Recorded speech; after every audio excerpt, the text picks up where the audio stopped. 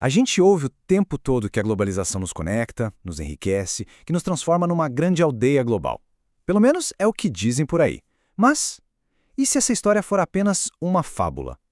Hoje a gente vai mergulhar nas ideias de um pensador brasileiro gigante, o geógrafo Milton Santos, que nos ofereceu um jeito radicalmente diferente de entender o mundo, desconstruindo essa globalização que a gente conhece. E essa pergunta está bem no centro de toda a análise do Milton Santos. Afinal, o que é a globalização? É essa história bonita que nos contam? É uma realidade brutal? Ou, quem sabe, a chance de um futuro diferente? Para guiar a gente nesse debate, Santos propõe um tipo de mapa. Ele diz que não vivemos em um mundo só, mas em três, e todos ao mesmo tempo. Primeiro, tem a globalização como fábula, a história que querem que a gente acredite. Depois, a globalização como perversidade, o mundo como ele realmente é. E por fim, a globalização como possibilidade, o mundo como ele poderia ser. Vamos explorar cada um desses mundos, começando, claro, pela fábula. Primeiro, a fábula. Essa é a versão oficial, sabe? A narrativa dominante que a gente escuta todo dia na mídia, nos discursos de poder. Essa fábula se apoia em algumas promessas muito poderosas. A ideia de uma aldeia global onde a informação nos une instantaneamente. A noção de que o tempo e espaço encolheram para todo mundo. A crença no mercado todo-poderoso que, como num passe de mágica, nos tornaria mais iguais. E claro, a promessa de um mundo sem fronteiras, de uma cidadania universal. Puxa, soa maravilhoso, não é mesmo? Mas como Santos nos alerta, isso é só propaganda. E aqui está o pulo do gato. Santos argumenta que essa fábula não é ingênua, não é por acaso. Muito pelo contrário, ela funciona como uma máquina ideológica. É uma construção deliberada, com o objetivo claro de dar legitimidade a um sistema que beneficia um grupo muito, mas muito pequeno de atores globais. Agora, vamos virar a página da fábula e encarar a realidade. O mundo que Milton Santos descreve como perverso. Este é o mundo que a grande maioria da humanidade vive, todos os dias. E o que alimenta essa globalização perversa? Segundo Santos, são duas forças que ele chama de tirânicas e que operam juntas: a tirania da informação e a tirania do dinheiro. Elas são os motores que sustentam a desigualdade do sistema que a gente vive hoje.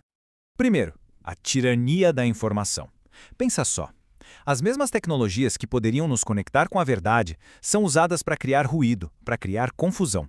O que chega até nós raramente é a informação pura. É uma versão, uma narrativa fabricada para servir a interesses específicos e para impor o que o Santos chamou de pensamento único. O segundo motor é a tirania do dinheiro.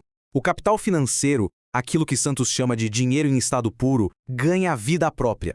Ele deixa de servir à produção, aos empregos, à economia de verdade, para se tornar um fim em si mesmo, um jogo.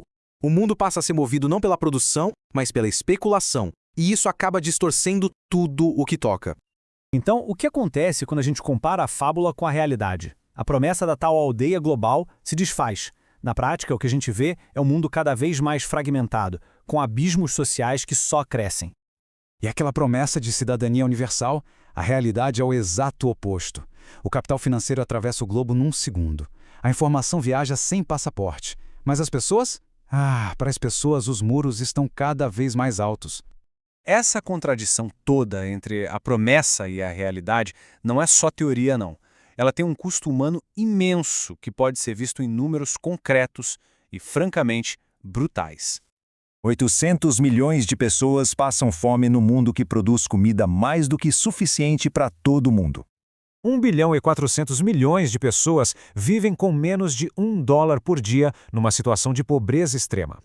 E 2 bilhões de seres humanos não têm acesso a algo tão básico como água potável. Isso aqui não são só números numa tela, são vidas. São o resultado direto de um sistema que o Santos não hesitou em chamar de perverso. Para descrever esse sistema, Santos cunhou um termo que é genial e assustador ao mesmo tempo: globalitarismo. Não é apenas globalização, é uma forma sutil de totalitarismo sem um ditador visível. É um sistema onde a técnica, a informação e o mercado se unem para impor uma lógica única, inquestionável, a lógica do lucro máximo.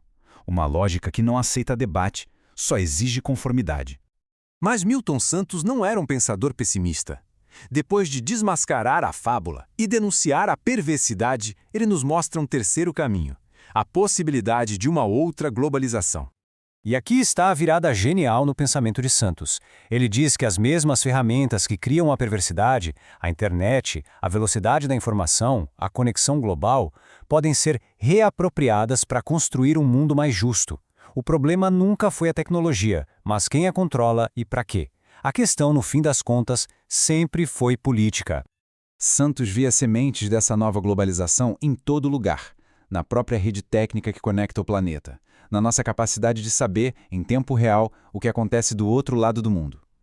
Ele viu um poder imenso na nossa diversidade de culturas e na criatividade da cultura popular que já está se apropriando dessas ferramentas para contar as próprias histórias e criar novas realidades.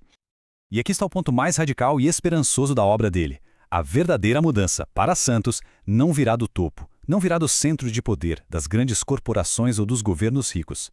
Ela virá de baixo para cima, das periferias do mundo, dos países do sul global, dos pobres, dos marginalizados, de todos aqueles que o sistema atual tenta silenciar. E essa visão de futuro não é um ponto final, mas sim o começo de uma nova etapa para a humanidade. Nas palavras dele, seria a chance de uma história universal, que é finalmente a história da nossa humanidade em comum, e não mais apenas a história dos dominadores. Uma utopia, sim, mas uma utopia concreta, totalmente possível. E assim, a gente termina com a pergunta que a obra de Milton Santos nos lança como um desafio. Se um novo mundo é possível, construído com base na solidariedade e não na competição, qual é o nosso papel na escrita dessa nova história? A obra dele não nos dá a resposta pronta, mas nos mostra que fazer a pergunta já é a coisa mais importante e que a resposta, de alguma forma, está em nossas mãos.